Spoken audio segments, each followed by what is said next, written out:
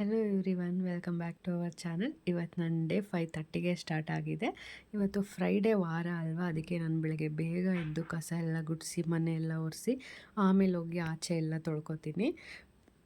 ಆಚೆ ಎಲ್ಲ ತೊಳೆದು ನೀಟಾಗಿ ರಂಗೋಲಿ ಎಲ್ಲ ಬಿಡಿಸಿ ಇವತ್ತು ಟಿಫನ್ ಬೇಗ ಫಸ್ಟ್ ಮಾಡಿಬಿಡೋಣ, ಎಲ್ಲರಿಗೂ ಟೈಮ್ ಆಗುತ್ತೆ ಅಂತ ಟಿಫನ್ಗೆ ಚಪಾತಿ ಮತ್ತು ಬೀನ್ಸ್ ಕ್ಯಾರೆಟ್ ಹಾಕಿ ಪಲ್ಯನ ಮಾಡ್ಕೊಂಡಿದ್ದೆ. ಪಾಪುನ ಸ್ಕೂಲಿಗೆ ಬಿಟ್ಟು ಬರಬೇಕಾದ್ರೆ ಫ್ರೆಶ್ ಆಗಿ ತರಕಾರಿ ಸೊಪ್ಪು ಎಲ್ಲ ತೊಗೊಂಬರ್ತೀನಿ. ಮನೆಗೆ ಬಂದು ಫ್ರೆಶ್ ಅಪ್ ಆಗಿ ದೋಸೆಗೆ ನೆನೆಸಿಟ್ಟು ಪೂಜೆ ಎಲ್ಲ ಮಾಡಿ ನಾನು ಟಿಫನ್ ಮಾಡಿಕೊಂಡೆ. ಸೊಪ್ಪು ತುಂಬ ಚೆನ್ನಾಗಿತ್ತು, ಅದಕ್ಕೆ ಇವತ್ತು ಸೊಪ್ಪು ಸಾಂಬಾರು ಮಾಡೋಣ ಅಂತ ಸೊಪ್ಪನ್ನ ತೊಗೊಂಬಂದೆ.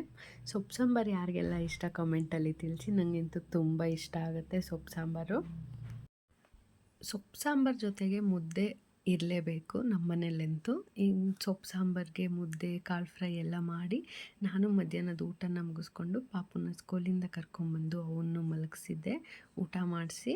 ಅಷ್ಟರಲ್ಲಿ ಸಂಜೆನೇ ಆಗೋಗಿತ್ತು. ನಾನು ಮೊನ್ನೆ ತೊಳೆದಾಕಿದ ಬಟ್ಟೆನೆಲ್ಲ ತೆಗೆದು ಫೋಲ್ಡ್ ಮಾಡಿ ಎತ್ತಿಟ್ಟೆ. ಅಷ್ಟರಲ್ಲಿ ಪಾಪುನೂ ಎದ್ದ. ಅವನಿಗೊಂದು ಲೋಟ ಹಾಲು ಕೊಟ್ಟು ನಾನು ಕಾಫಿ ಮಾಡ್ಕೊಂಡು ಕುಡಿದು ಟಿ ವಿ ನೋಡ್ಕೊಂಡು ಹಂಗೆ ಸ್ವಲ್ಪ ಹೊತ್ತು ಟೈಮ್ ಪಾಸ್ ಮಾಡಿದ್ವಿ. ನಾನು ಯಾವಾಗಲೂ ಸಂಜೆ ಗಿಡಕ್ಕೆ ನೀರನ್ನ ಹಾಕ್ತೀನಿ. ಸಂಜೆ ಅಥವಾ ಬೆಳಗ್ಗೆ ಹಾಕಬೇಕು, ಯಾವುದಾದ್ರೂ ಒನ್ ಟೈಮ್ ಹಾಕಬೇಕು. ಅದಕ್ಕೆ ನಾನು ಸಂಜೆ ಗಿಡಕ್ಕೆ ನೀರನ್ನ ಹಾಕ್ತೀನಿ. ಸಂಜೆ ಗಿಡಕ್ಕೆಲ್ಲ ನೀರು ಹಾಕಿ ನಮ್ಮ ಮನೆ ಹತ್ರ ಮಕ್ಳುಗಳು ಆಟ ಆಡ್ತಾ ಇರ್ತಾರೆ, ಅದನ್ನು ನೋಡಿಕೊಂಡು ಒಂದು ಸ್ವಲ್ಪ ಹೊತ್ತು ಟೈಮ್ ಪಾಸ್ ಮಾಡಿದೆ.